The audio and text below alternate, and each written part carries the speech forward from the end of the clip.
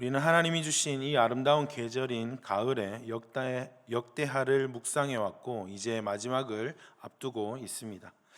이 역대기를 읽는 독자가 누구입니까? 70년 포로 생활을 마치고 다시 돌아온 그 백성들, 그리고 이 글을 읽는 우리 또한 죄의 포로가 되어 종노릇하던 삶으로부터 진짜 왕이신 예수 그리스도의 그 십자가의 죽으심과 부활하심으로 말미암아 구원의 자유를 얻은 우리가 이 글을 읽고 있는 것입니다. 우리는 이 역대기를 묵상할 때 망했던 이스라엘, 그럼에도 불구하고 끝까지 하나님께서 회복시키시며 그들을 사랑하시는 그 하나님 아버지의 마음을 헤아리게 되는 그 은혜가 있기를 간절히 소망합니다. 그리하여서 우리의 연약한 실존, 그리고 그 비참한 실존을 마주하고 회개함으로 말미암아 우리의 옛사람을 버리고 그리스도 예수 안에서 새 사람을 입어 새 영, 새 마음을 부어줄 수 있는 우리 모든 성도님들 되기를 소망합니다. 오늘 말씀은 여호와의 율법책을 발견하고 그 말씀을 들을 때 자기 옷을 찢으며 다시 한번 하나님과 언약을 갱신하고 이스라엘 온 백성이 하나님께로 돌아오게 할 뿐만 아니라 그분의 영광을 보게 하는 신앙의 개혁과 유월절 절기를 지켰던 요시야 왕의 최후가 오늘의 본문 내용입니다. 참 안타깝고 슬픈 일이기도 합니다. 요시야 왕 같은 이런 개혁적인 왕이 좀 더 오래 살았다면, 이스라엘을 끝까지 그 신앙의 회복을 이어갔다면, 이루어냈다면 얼마나 좋았을까 하는 아쉬움이 남는 그런 장면이기도 합니다. 오늘 본문 24절 25절에서는 온 백성들이 요시야를 슬퍼하고 그를 위해 애가를 지어 불렀다고 할 정도입니다. 참으로 아쉽다는 마음을 계속해서 가지게 되는 것 같습니다. 그럼에도 이 요시야 왕의 죽음을 통해 우리에게 하시고자 하는 하나님의 말씀을 깊이 묵상하고 은혜를 누리는 저와 모든 성도님들 되기를 간절히 소망합니다. 함께 세 가지를 한번 살펴보고자 합니다. 첫 번째는요, 요시야 왕의 두 가지 시선이 있었다는 것입니다. 오늘 시작하는 20절 말씀에 이 모든 일 후 곧 요시야가 성전을 정돈하기를 마친 후에라고 시작하고 있습니다. 요시야 왕은 여호와의 율법과 말씀을 들으며 신앙의 큰 개혁을 일궈내고 있으면서도 그는 다시 한번 다윗 왕국의 그 영광을 이 나라에 펼치고 싶었던 것 같습니다.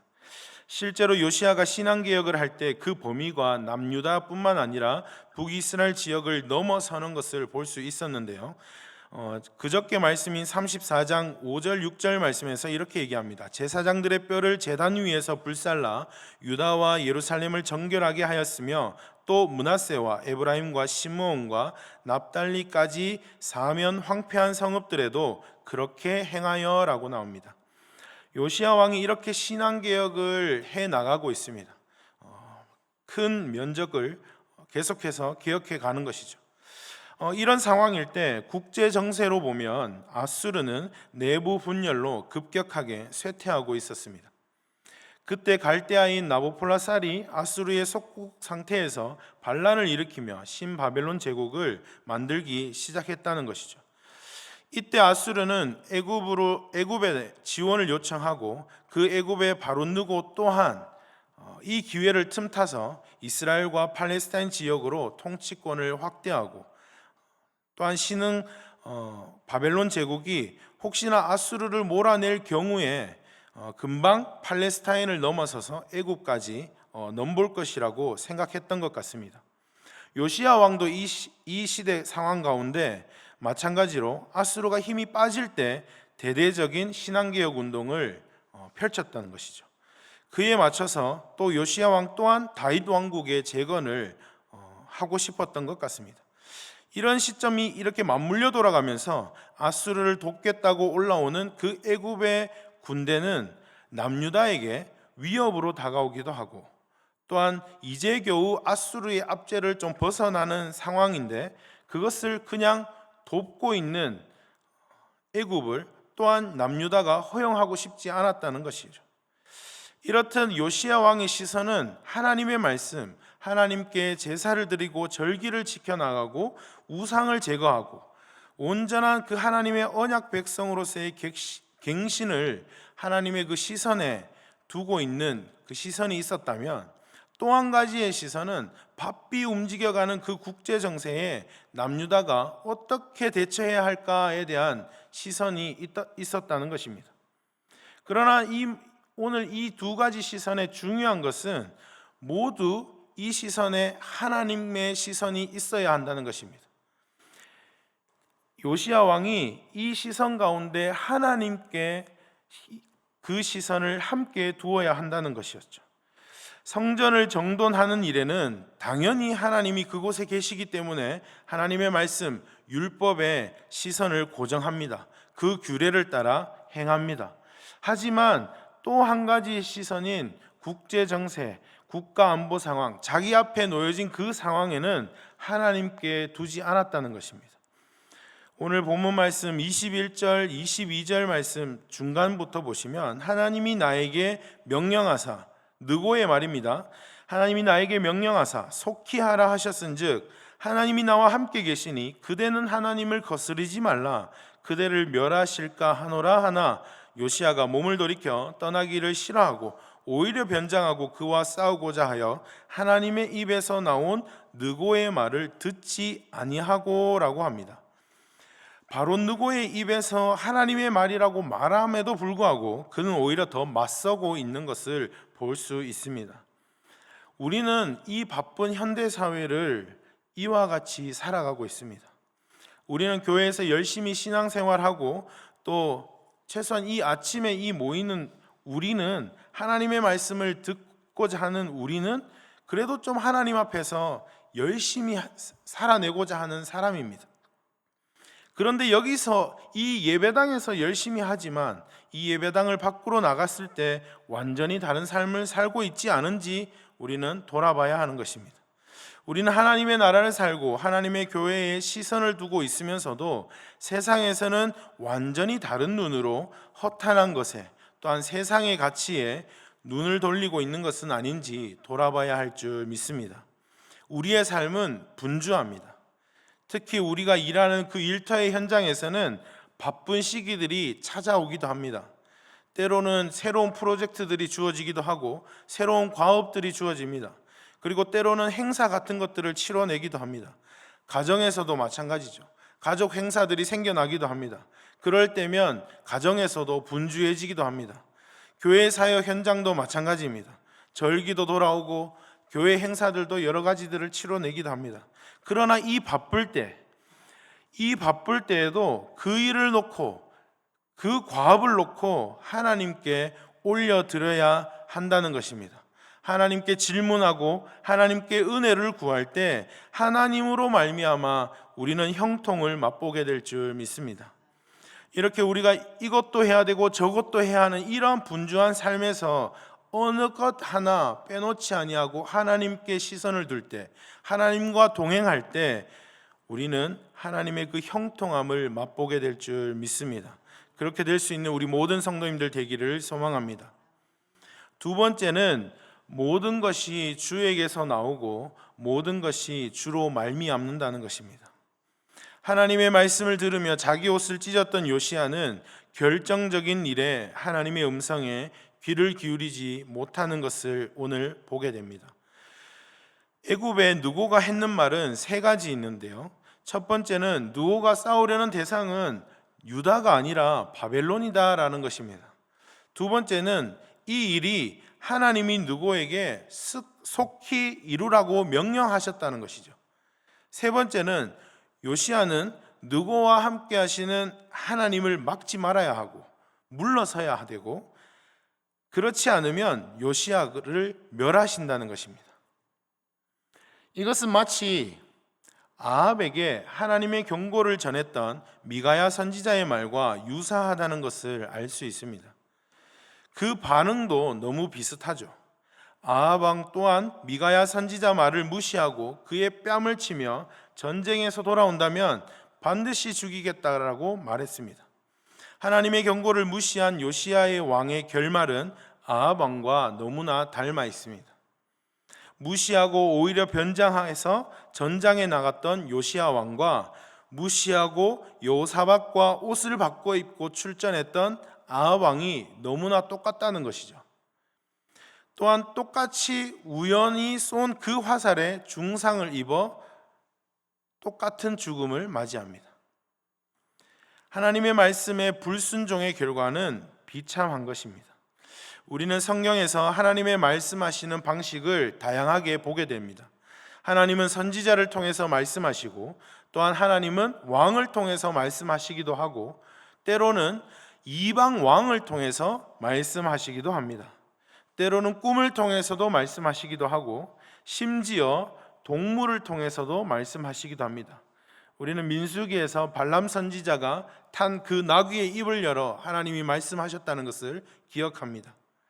이처럼 모든 말이, 모든 것이 하나님께로부터 나온다는 것을 우리는 기억해야 합니다.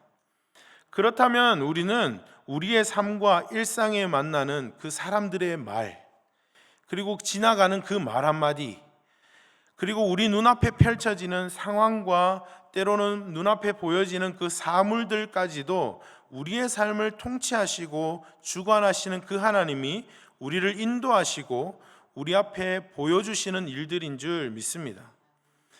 그래서 우리는 어느 하나 소홀히 할 수 없는 것입니다.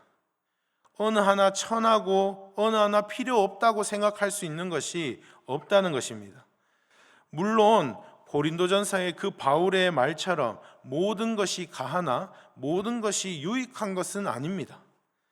그렇지만 또한 디모데전서 4장의 말처럼 하나님 지으신 모든 것이 선함에 감사함으로 받으면 버릴 것이 없나니라고도 하셨습니다. 그래서 우리는 이 모든 일에 하나님이 내게 행하신 일임을 깨닫고 에베소서 5장의 사도 바울의 고백처럼 그런즉 너희가 어떻게 행할지를 자세히 주의하여 지혜 없는 자 같이 하지 말고 오직 지혜 있는 자 같이 하여 세월을 아끼라. 때가 악하니라. 그러므로 어리석은 자가 되지 말고 오직 주의 뜻이 무엇인가 이해하라는 이 말씀처럼 우리의 삶에 말씀하시는 하나님의 음성을 분별하여 깨달을 수 있는 우리 모든 성도님들 되기를 소망합니다. 세 번째는 처음부터 끝까지 지키는 약속을 성취해가는 신앙입니다. 요시야는 아합 왕과 똑같은 모습으로 죽었지만 그 후에는 아합 왕과 극명하게 달랐습니다. 오늘 말씀 끝절 말씀인 26절, 27절 말씀은 요시야의 남은 사적과 여호와의 율법에 기록된 대로 행한 모든 선한 일과 그의 처음부터 끝까지의 행적은 이스라엘과 유다 열왕기에 기록되니라라고 합니다. 여기서 모든 선한 일이라고 할 때 이 선한 일은 바로 헤세드, 하나님의 언약 백성으로서 요구되는 충성과 인애를 뜻합니다. 요시야가 이 의무, 충성과 인애의 삶의 그 의무를 다했다는 것을 함축하고 있는 말씀입니다. 그래서 그는 34장에서 우리가 만났던 그 여선지자 훌다가 예언했던 대로 죽음을 맞이한 것이었습니다. 34장 28절에 훌다가 이렇게 예언을 했습니다. 그러므로 내가 내게 너의 조상들에게 돌아가서 평안히 묘실로 들어가게 하리니 내가 이곳과 그 주민에게 내리는 모든 재앙을 내가 눈으로 보지 못하리라 하셨느니라. 이에 사신들이 왕에게 복명하니라. 요시야는 마음과 힘과 뜻을 다해 하나님의 율법을 준행하면서도 위대한 왕으로 평가를 받았습니다. 그러나 끝까지 하나님의 뜻을 구하고 순종하는 것은 쉬운 일이 아님을 우리가 보게 되었습니다. 그렇다면 우리는 요시야 왕의 이 믿음의 삶을 보면서 이 정도로 만족해야 할까요? 그렇지 않다는 것입니다. 27절에 그의 처음부터 끝까지의 행적이라고 합니다. 처음부터 끝까지의 행적. 우리는 우리의 믿음의 신앙을 주님 오실 그날까지 끝까지 지켜나가야 할 줄 믿습니다. 예수님께서 우리에게 분명하게 말씀하셨습니다. 또 너희가 내 이름으로 말미암아 모든 사람에게 미움을 받을 것이나 끝까지 견디는 자는 구원을 받으리라. 아멘. 그렇다면 이 끝까지 견디는 신앙이 무엇일까요? 끝까지 지켜나가는 신앙이 무엇일까요? 요한계시록 2장에서 말하는 처음 사랑을 버리지 않는 신앙이 무엇일까요? 그것은 바로 요시야 왕이 놓쳤던 것, 앞서 이스라엘 왕들이 계속해서 놓쳤던 지금의 신앙입니다. 오늘의 신앙입니다. 지금 순종하는 믿음입니다. 지금 하나님의 말씀을 듣는 것입니다. 지금 하나님의 뜻을 분별하는 것입니다. 지금 하나님이 나와 함께 한다는 것을 믿고 담대해지는 것입니다. 오늘 내 삶에 역사하실 하나님의 말씀에 순종하는 것입니다. 오늘 내 삶에 하나님의 뜻이 무엇인지 기도하고 간구하는 것입니다. 오늘 하나님의 음성에 귀를 기울이고 담대하게 행하는 것입니다. 다음은 없습니다. 우리의 처음 사랑은 계속해서 지금이어야 합니다. 오늘이어야 합니다. 다음은 없기 때문입니다. 왜냐하면 다음은 불순종일 수 있기 때문입니다. 우리는 지금이어야 한다는 것입니다. 그래서 우리는 아무리 분주한 삶이어도, 아무리 지금의 우리의 회사가 바쁠지라도, 지금의 내 공부가 많이 해야 할지라도, 지금의 내일이 너무 많고 바쁘고 하나님과 동행해야 하는 것이죠. 아무리 바빠도 우리는 하나님의 말씀을 펴야 합니다. 하나님이 오늘 내게, 지금 내게 무엇라 말씀하시는지 우리는 들어야 합니다. 귀를 열고 마음을 열어서 마음으로 들어야 합니다. 지금 나와 만나는 이 사람이 내게 하는 이 말이 무슨 말인지, 하나님이 내게 말씀하시는 것은 아닌지, 지금 내 앞에 펼쳐지는 이 상황이 하나님이 내게 주시는 지혜인지 아니면 경고인지 지금 하나님께 물어야 하는 것입니다. 구해야 하는 것입니다. 그리고 지금 찬양해야 합니다. 지금 하나님 아버지의 이름을 불러야 하는 것입니다. 지금 예배해야 하는 것입니다.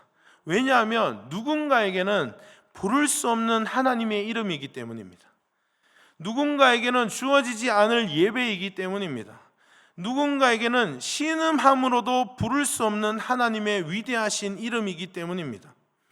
그리고 하나님은 지금 우리와 함께 하시는 분이시기 때문입니다.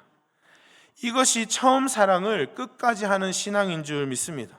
오늘 하나님의 이름을 부르기 위해, 하나님의 말씀을 듣기 위해 모인 성도 여러분, 다음으로 미루지 않고 오늘 지금 하나님을 더욱 사랑할 수 있기를 소망합니다. 오늘 우리가 찬송했듯이 이전보다 오늘 더욱 주님을 사랑하고 고백하며 그분의 뜻을 구하는 우리 모든 성도님들 되기를 간절히 소망합니다. 기도하겠습니다. 하나님 아버지 감사합니다. 요시야 왕의 모습을 보며 하나님 앞에 은혜를 구하며 나아갑니다. 하나님, 우리가 처음 사랑을 잃어버리지 않게 하여 주시옵소서. 하나님 앞에서 끝까지 믿음을 지키며 지금 순종하는 믿음을 허락하여 주시옵소서. 하나님의 말씀을 분별하는 믿음과 지혜를 주시고 오늘 내 삶에 펼쳐지는 그 모든 것들이 하나님이 함께한다는 그 사실을 기억하며 하나님께 영광 돌리는 삶을 살아갈 수 있도록 인도하여 주시옵소서. 오늘도 그 분주한 삶의 삶 가운데 하나님의 말씀을 붙잡고 살아갈 수 있는 우리 모든 예수기름교회 성도님들 되게 하여 주시옵소서. 감사드리며 우리 구주 예수 그리스도의 이름으로 기도드리옵나이다. 아멘.